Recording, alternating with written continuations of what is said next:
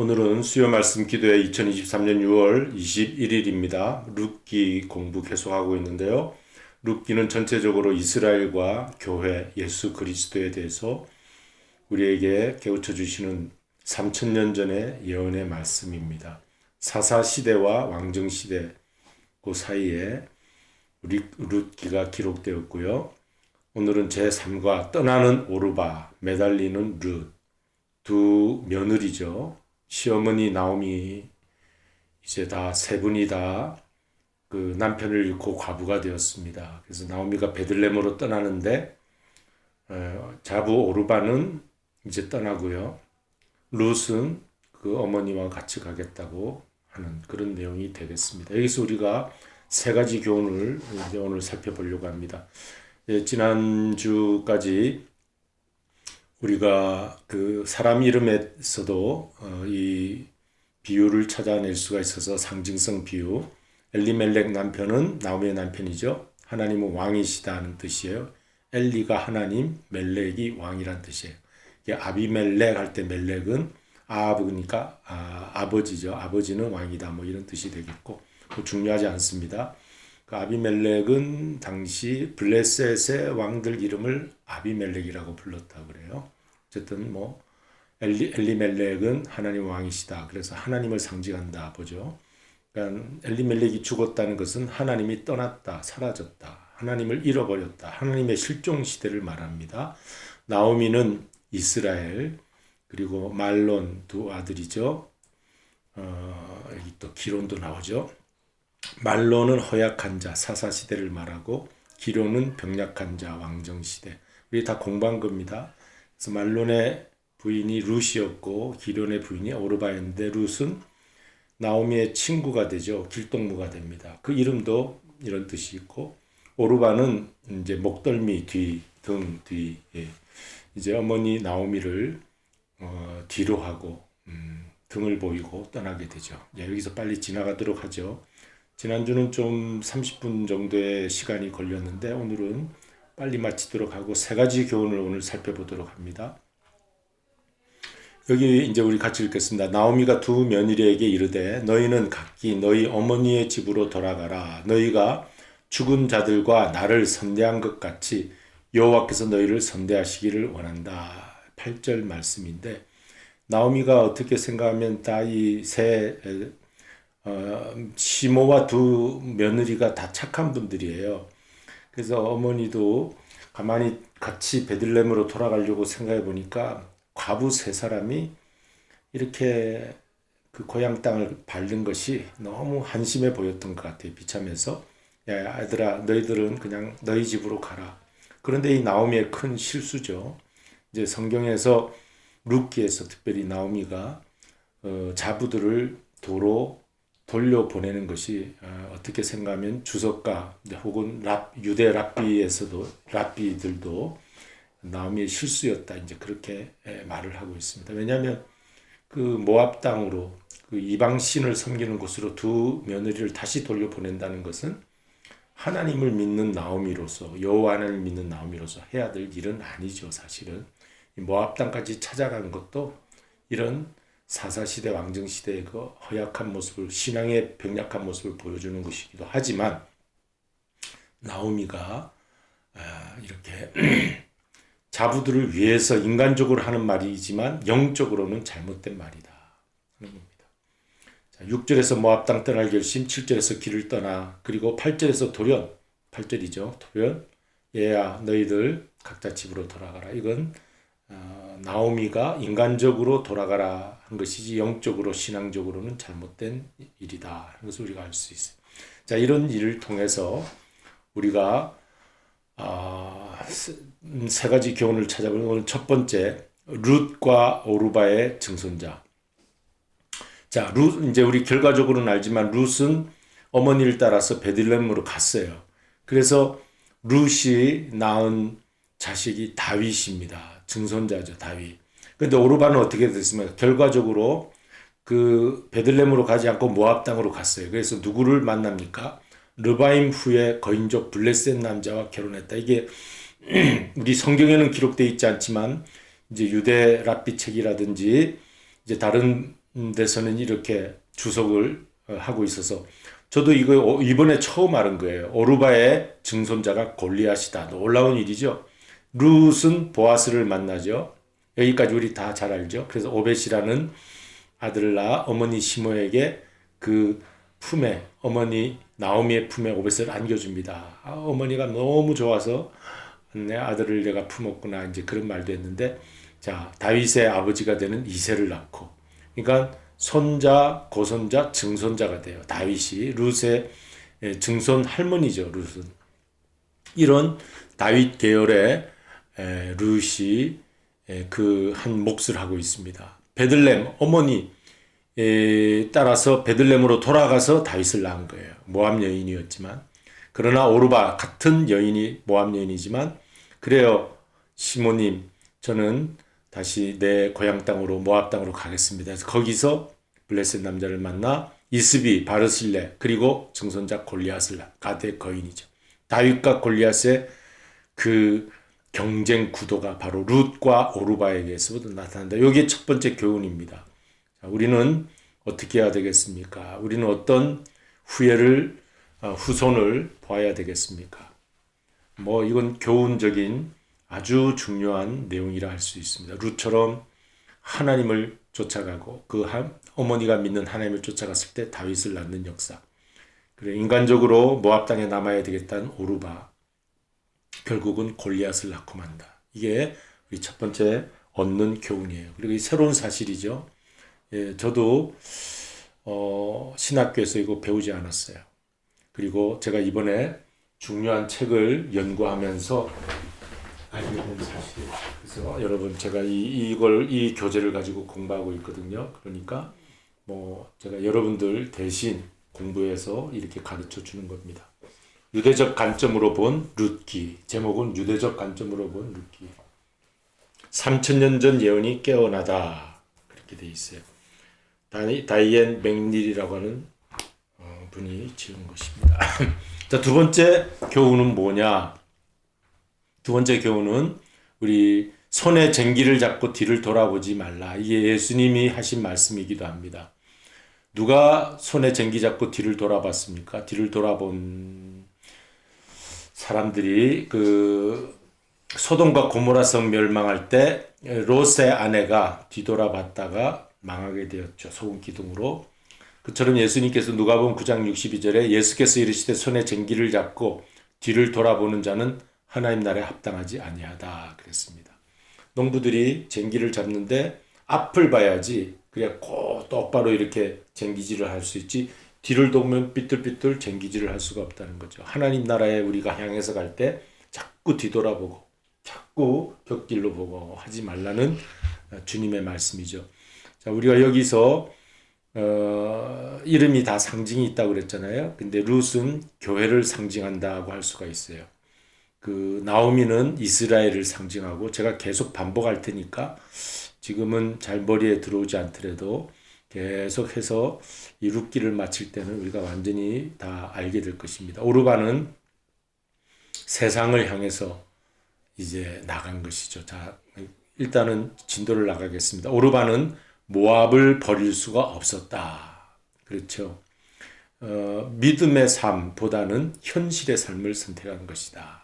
현실의 삶에 더 무게 중심을 둔 거예요. 오르바는 그래 시모님 따라가서 내가 할 일이 뭐가 있겠나. 내가 내 고향 땅, 내 부모 친척이 있는 모압 땅을 내가 떠날 수가 없겠구나. 오르바는 착한 여인이었습니다. 하지만 현실의 삶을 선택하게 되었습니다.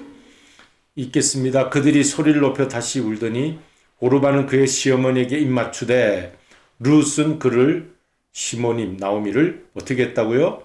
붙쫓았더라. 여기 붙쫓았다는 것은 쫓았다 해서 다시 붓이라는 말이 붙었어요. 이걸 이제 해석을 해보면 악교 풀과 같이 딱 달라붙는다는 뜻이 있답니다. 저는 오래전에 룻기 설교할 때 이 설교는 한 적이 있어요. 악교 풀과 같은 룻이 시어머니를 붙쫓았다.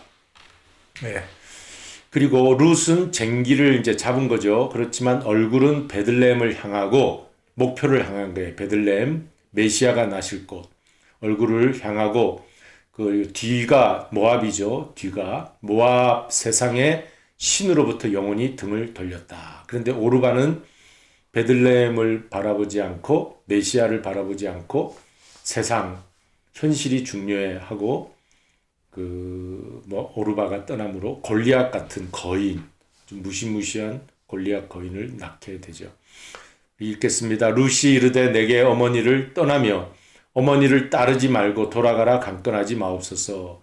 어머니께서 가시는 곳에 나도 가고 어머니께서 머무시는 곳에서 나도 머물겠나이다. 유명한 말이 나옵니다. 시작. 어머니의 백성이 나의 백성이 되고 어머니의 하나님이 나의 하나님이 되시리니. 이게 룻기 1장 16절이죠. 네, 아주 유명한 말이죠.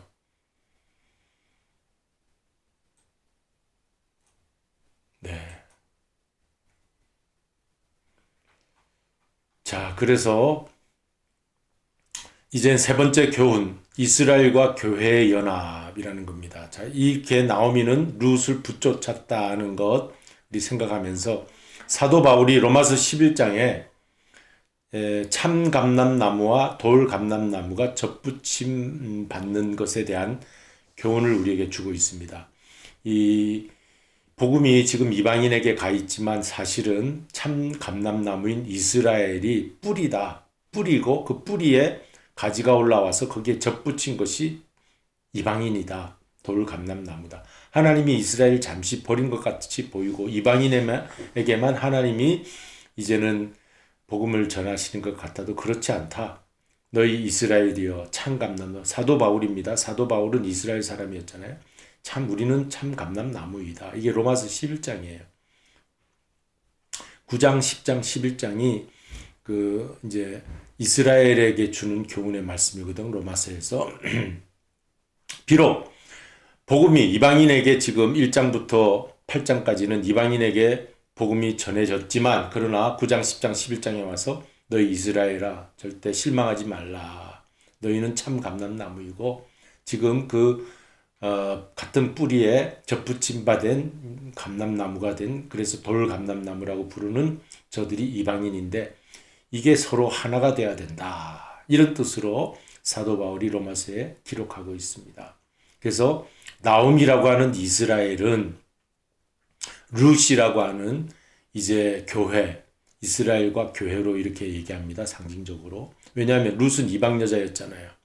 오늘날 교회는 이방 교회들이죠. 이방인, 우리 대한민국 사람이 이스라엘 사람입니까? 아니잖아요. 우리 한국 사람들, 미국 사람들, 모든 세상에 이스라엘 아닌 다른 외국 사람들은 다 지금 이제 이방인 교회죠. 교회. 유대인 이스라엘만 나오미와 같은 역할이죠. 룻은 모압 여자였기 때문에 이방인이었어요.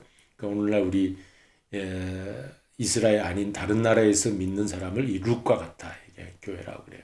그래서 이스라엘 교회가 연합해야 된다. 이렇게 감람나무처럼 서로 같은 뿌리로 올라와서 접붙임 받아야 된다. 그러니까 오늘날 우리 교회들이 착각하는 것은 이스라엘은 더 이상 없다 하는 그 대체 신학을 가지고서 이스라엘을 폄하하는 사람들이 있어요. 신학자들 중에. 우리 교회가 영적 이스라엘이다.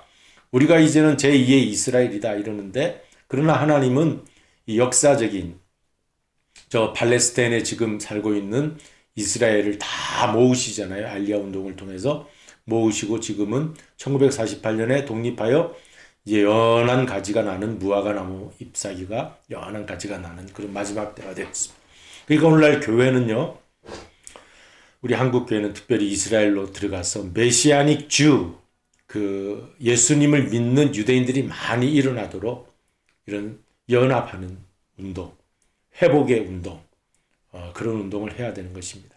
자, 그러면서 CF 참조하라는 거예요. 우리 남한 그리스도인과 북한 지하교회 신자들을 잠깐 생각해 보면 이 앞으로 어떻게 남한 그리스도인을 가지고만 세계 선교 마지막 때 감당할까 이런 생각을 저도 하게 됐어요. 왜냐하면 우리 남한의 그리스도인들이 너무 배부르기 때문에 부요한 재정을 가지고 돈으로는 선교하지만 죽음을 각오하고 그 제3세대 지역에 들어가서 선교하는 것이 그렇게 신앙적으로 투철하지가 못한 편이에요. 사실은. 뭐 그런 분들이 많이 있죠. 많이 있어요. 훌륭한 분 많이 있지만 대체적으로 하는 말입니다. 그런데 요즘 제가 북한 지하교회 신자들 모습을 보니까 저들은 정말 순교적인 신앙을 아주 순수한 신앙을 가지고 있어요. 부활의 신앙, 순교와 부활의 신앙을 갖고 있어요. 그래서 우리 남한 그리스도인 교회의 부유한 재정과 또 선교의 그 능력과 여러 가지 정보 많이 있죠. 우리 남한 그리스도인들도 아주 헌신된 분들이 많습니다.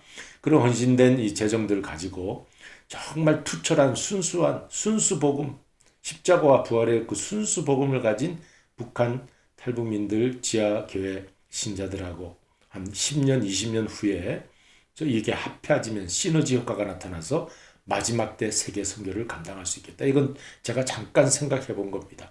그런 것이 우리에게 마지막 우리 한인교회가 해야 될 사명이 아닌가 이런 생각을 했고요. 이제 오늘 세 가지 그 교훈을 받았죠. 이제 첫째로는 그 우리가 뒤를 돌아보지 말아야 된다. 그리고 다윗을 낳을지언정 골리앗을 낳아서는 안 되겠다. 그리고 쟁기 잡고 뒤돌아보지 말자. 그 다음에 이스라엘과 교회는 나오미가 룻을 붙쫓았던 것처럼 꼭 붙잡아 하나님이 이스라엘 사랑하십니다. 지금도. 그러니까 우리 이방 교회도 사랑하지만 우리가 합쳐서 아마 어쩌면 저 이스라엘과 우리 한국 교회가 한국 교회를 제2의 이스라엘로 이렇게 보는 경우들이 많이 있어요. 세계 선교 학자들도. 그러니까 이게 연합하는 일이 앞으로 있어야 되겠다. 같이 한번 읽으실까요? 이스라엘이 메시아를 믿기 위해서는 오늘날 교회 역할이 있다. 하나님께서는 이스라엘과 교회의 연합을 원하신다. 하나님이 원하시는 겁니다. 우리가 온전히 헌신할 때 어떤 일이 기다리고 있을지는 오직 하나님만이 아신다. 우리 기도하는 마음으로 그러한 때가 오도록 하도록 합시다. 당신은 지금 어디로 가나요? 어디로 가나요? 발걸음 무겁게 이 세상 어디 싣고 있나요? 머물고 있나요? 예수 안에는 안심이 있어요. 평안이 넘쳐요. 십자가 보면 믿는 자마다 구원을 받아요. 예수 믿으세요. 예수 믿으세요. 예수 믿으세요. 예수 믿으세요. 예수 믿으세요. 우리 목소리 높여 고백합니다. 믿고 새롭게 되니 기쁨이 넘쳐요. 어둠 거치고 새날이 되니 행복이 넘쳐요. 이전에 없던 평안이 넘치니 찬송이 넘쳐요.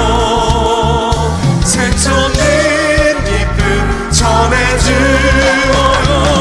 예수 이름으로 예수 믿으세요.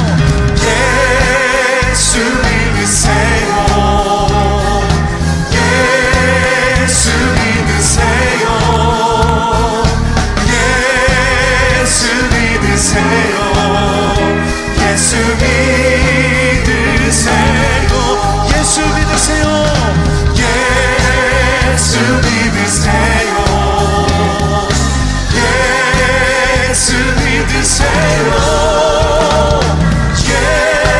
예수 믿으세요. 예수 우리 믿음으로 함께 선포하며 고백합시다. 예수 믿으세요. 예수 믿으세요. 예수 믿으세요. 예수 믿으세요.